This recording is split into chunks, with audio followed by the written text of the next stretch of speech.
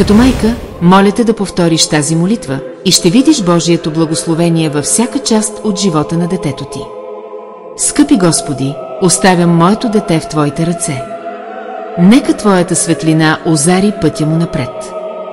Като майка, с притеснение в сърцето, аз се приближавам пред Теб. Моля те, особено да го обгрижваш, да пазиш неговото сърце и да го отдалечиш от всяко изкушение и заблуди. Господи, възстанови неговото желание към Теб, нека отново почувства Твоята безкрайна любов и топлина. Господи, вярвам, че Ти си неговото най-силно убежище. Моля те, води го в неговото учение, работа и в живота му, дарявай му мъдрост и смелост. Нека да намери посока дори в трудните моменти. Каквито и да са предизвикателствата в обучението, неразбирателството в живота или стресът от работата. Моля те, помогни му да преодолее всяко препятствие и да върви по светлия път, който си приготвил за него. Господи, Ти си пълен с милост и любов и знам, че можеш да донесеш промяна в живота му.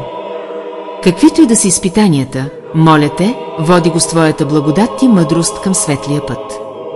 Нека намери мир и радост в Твоето обятие и да живее така, както Ти се радваш. Молим те това в името на Исус Христос. Амин.